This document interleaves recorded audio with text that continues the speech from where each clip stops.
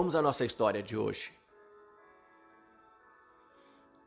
Em uma fazenda, pai e filho saíram uma bela tarde, o sol já estava mais se pondo, já estava mais tranquilo, mais fresco o tempo.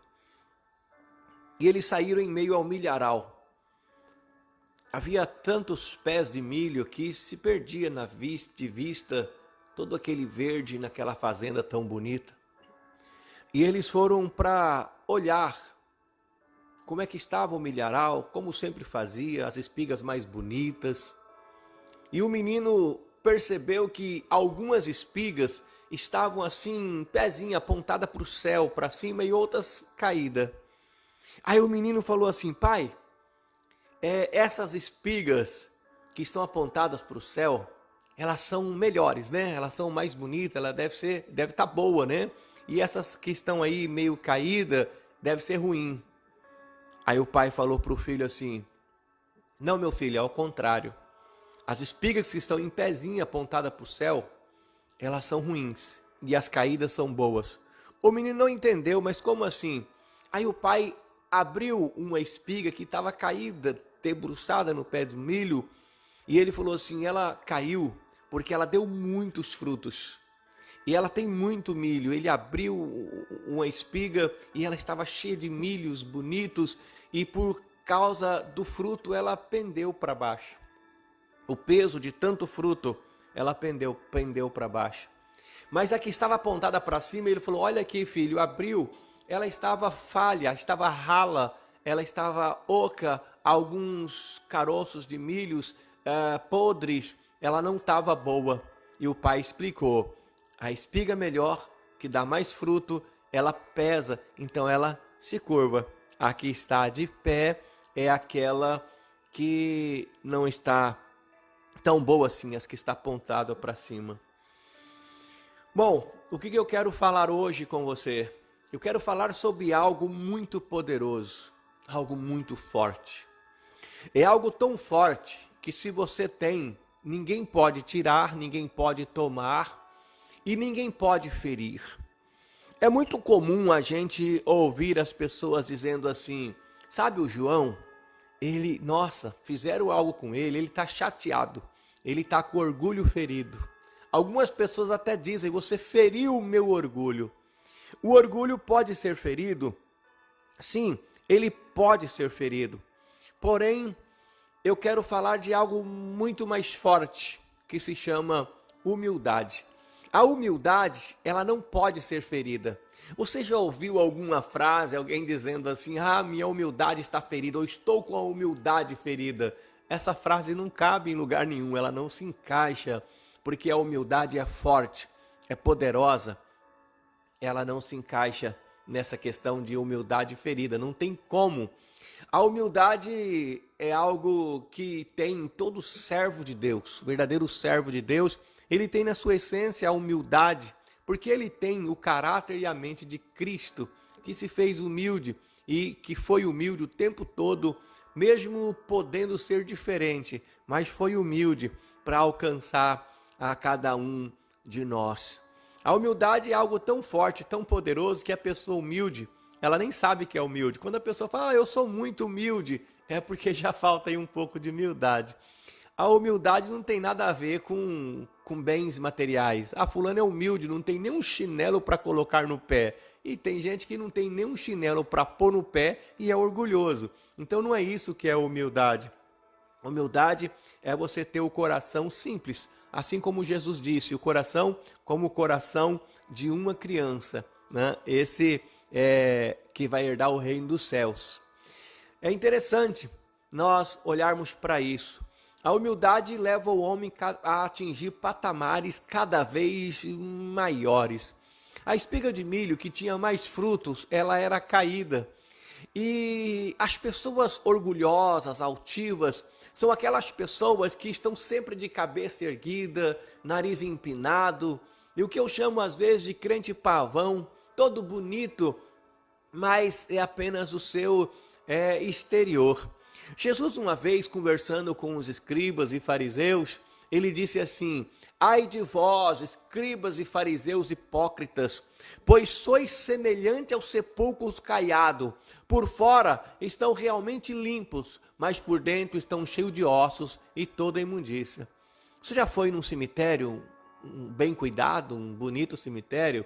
Pastor, cemitério não é bonito. É sim, tem uns cemitérios que parecem obras de artes. É muito interessante o que as pessoas fazem no local. Alguns bem cuidados. E você chega em um cemitério, você vê um túmulo.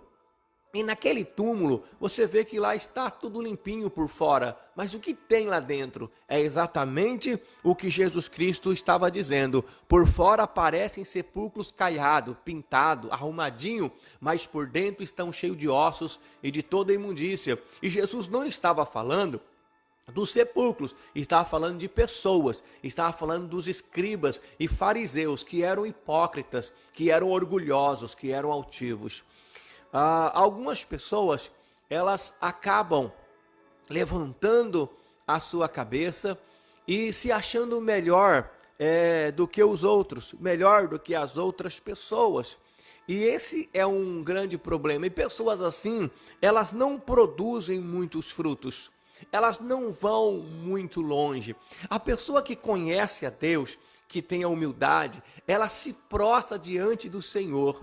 Você sabe que tem umas pessoas que dizem assim, que dizem ser usadas por Deus, e elas se sentem super poderosas, como se fosse um super-herói. Olha, Deus me usa.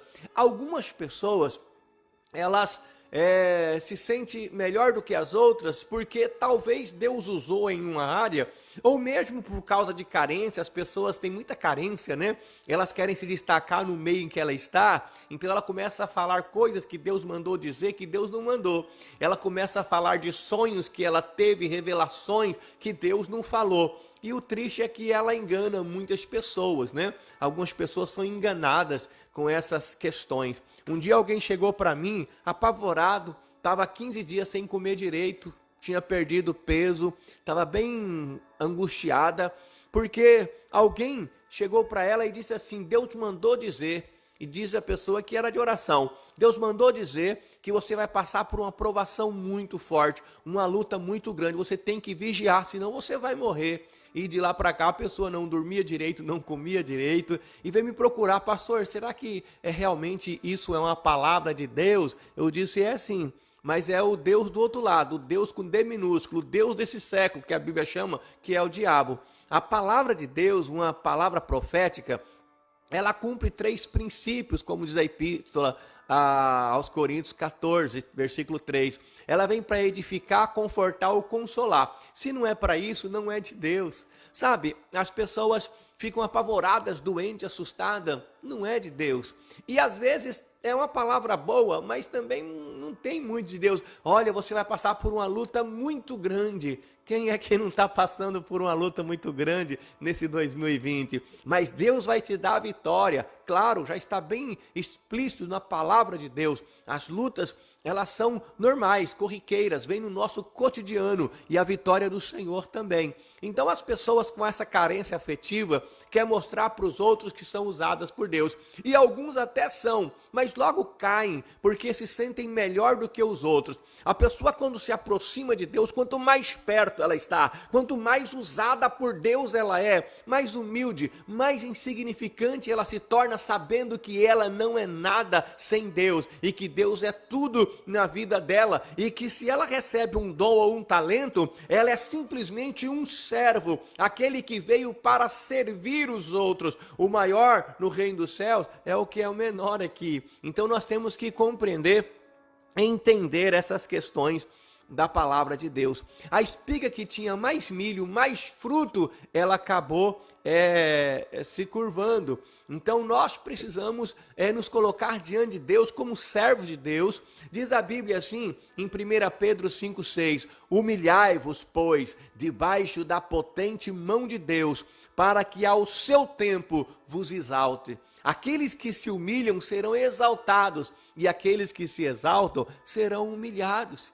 Então as pessoas, quando se acham melhor do que as outras, vai chegar um momento em que a humilhação é algo que vai chegar para ela, porque quem exalta o homem é Deus. Então, se humilhe debaixo da potente mão de Deus, se coloque nas mãos do Senhor e seja um instrumento de uso, aquele que Deus usa para abençoar outras pessoas. Ei, você é servo de Deus? Então sirva as pessoas. Ei, você é homem de Deus, mulher de Deus, chamado, escolhido por Deus, escolhido para quê? Escolhido e chamado para quê? Para ganhar almas, para levar a palavra. Ei, você recebeu o evangelho? Então agora você é um devedor. Pastor, eu não devo nada para ninguém não. Deve sim. O apóstolo Paulo disse assim, agora nós somos devedores. Nós temos o dever de anunciar o evangelho para aqueles que ainda não tiveram essa oportunidade que nós temos. Então pregue o evangelho em tempo e fora de tempo. Nós somos apenas servos. O maior ministério de uma igreja é o ministério de servo. Vamos falar para você entender melhor, vamos falar de cargo. O maior cargo é o cargo de servo, servir a Deus, independente da área em que você está trabalhando na igreja. Tem gente que acha porque tem alguns cargos na igreja, ela é melhor, né? Você sabe que o diabo não respeita cargo. O diabo não quer saber se você é diácono, se você é do louvor, se você é obreiro, se você é presbítero, se você é pastor. O diabo está nem aí com o seu cargo. Ele respeita a autoridade e a unção de Deus, de servo que está sobre a sua vida. Ele é obrigado a respeitar, mas cargo, não.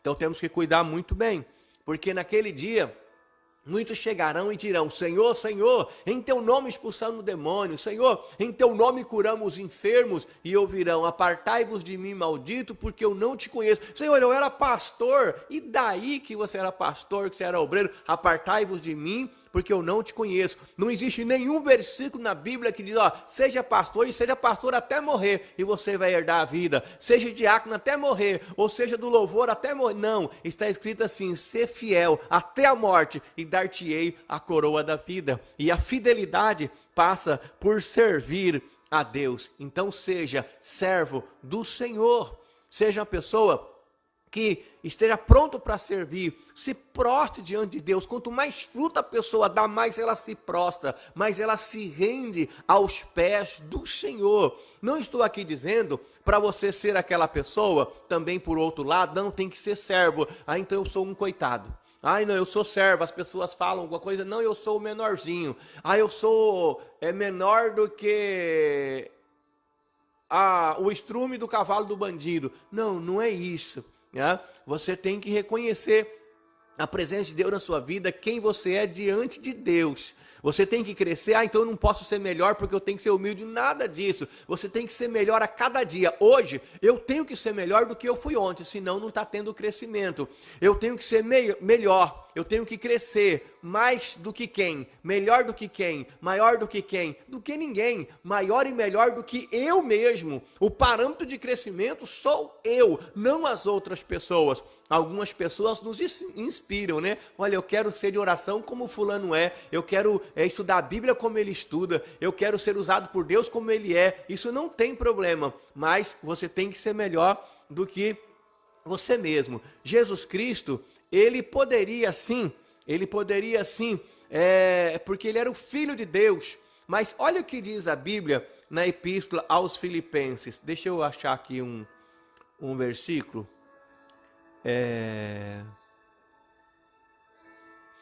Versículo 5. De sorte, Filipenses 2:5. De sorte que haja em vós o mesmo sentimento que houve em Cristo Jesus. Que haja em você o mesmo sentimento. Mas que sentimento teve em Cristo Jesus? Versículo 6.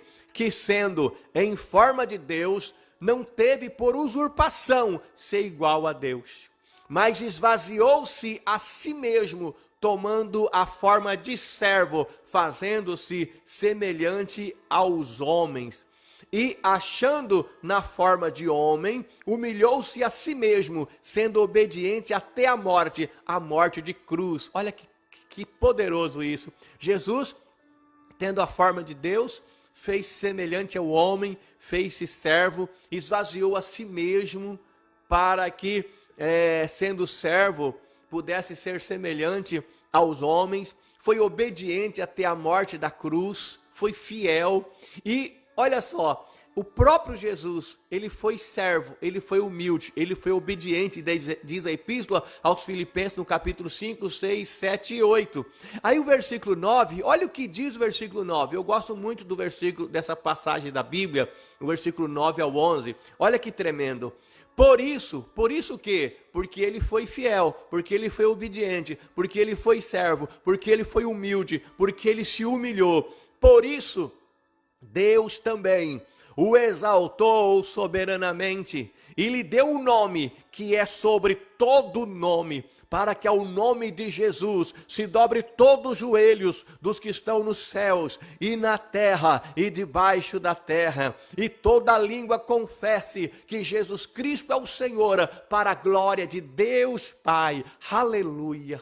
Glória a Deus! Ele se esvaziou, se fez servo, e Deus exaltou aquele que se humilhou e deu a ele um nome que é sobre todo nome, o poderoso nome de Jesus. É esse nome que nós clamamos, é este nome que nós chamamos quando o perigo chega. O que a gente que é cristão fala? Sangue de Jesus tem poder, o nome de Jesus é poderoso. Quando a gente tem aqueles pesadelos, ei, você já teve pesadelo de madrugada? Aquele pesadelo que você está dormindo, aí você não sabe se está dormindo ou está acordado. Você já teve? Aí você, o que você faz? Primeira coisa, você tenta gritar, a voz não sai. Mas o que você estava tentando gritar? O verdadeiro cristão não grita mãe, não grita pai, ele grita Jesus, o sangue de Jesus tem poder, o sangue de Jesus tem poder, Senhor Jesus cobriu com o teu sangue, não sai a voz, de repente ela sai, a gente clama por ele. Mas não só na hora do perigo, mas em tudo que você for fazer, diz a Bíblia, seja em palavras, seja em obras, fazer em nome de Jesus, porque esse nome é poderoso, não existe nenhum nome tão poderoso como o nome de Jesus, apenas 5 letras, mas ele abala os alicerces do inferno. Quando você na tua casa fala em nome de Jesus, vai dar certo. Em nome de Jesus eu creio, o inferno inteiro se abala. Se tiver algum demônio desavisado aí no quintal, no quarteirão que você mora, ele vai se assustar e bater em retirada, porque o nome de Jesus Cristo é poderoso. Deus exaltou de uma forma soberana e deu a ele o nome que está acima de todo nome, e esse nome é Jesus Cristo. E é importante entendermos que ele se fez carne, habitou entre nós, e pela sua humildade, Jesus,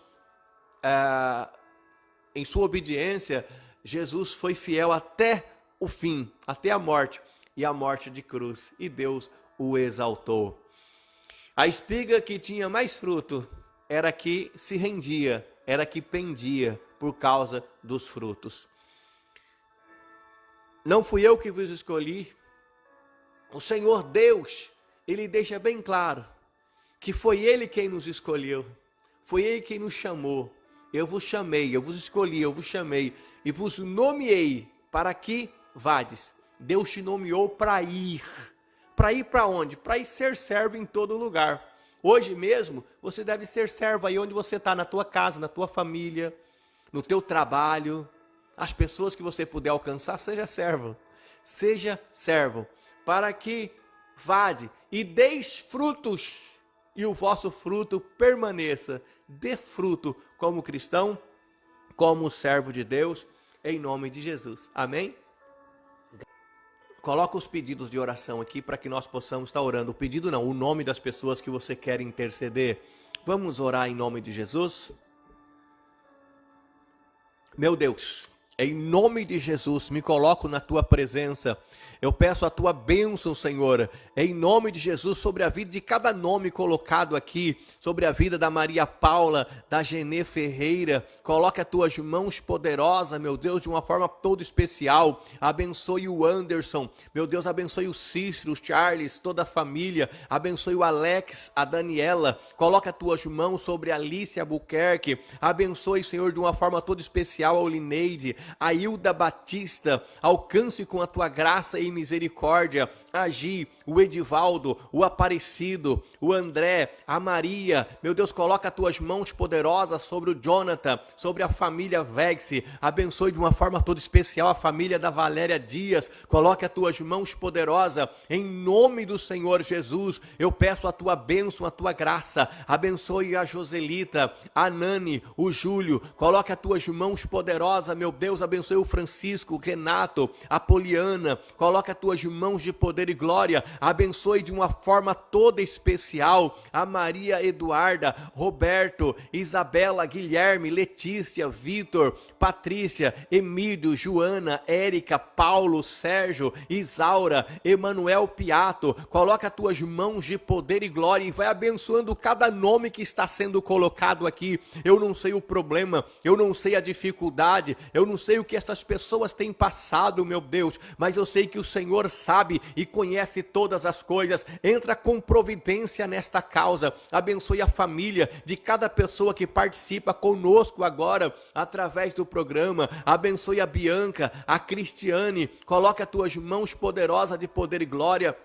A Dejanira, a Marta, a Marilza, a Gisele, meu Deus, coloca as tuas mãos de poder e glória em nome do Senhor Jesus Cristo, que a tua unção e a tua graça e o teu poder seja sobre a vida dos teus servos, meu Pai. Alcance com a tua misericórdia, meu Pai.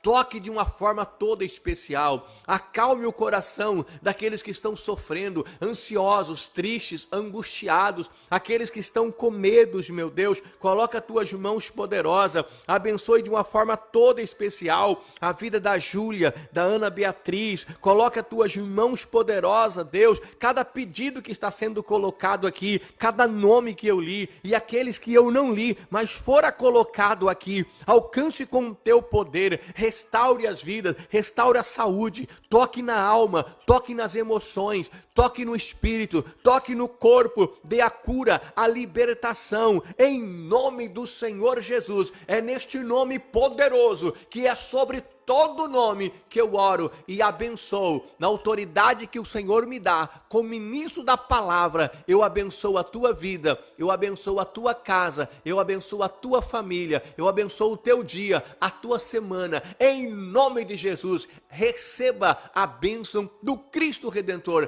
receba a graça do Deus triuno, em nome de Jesus. Amém, amém, graças a Deus.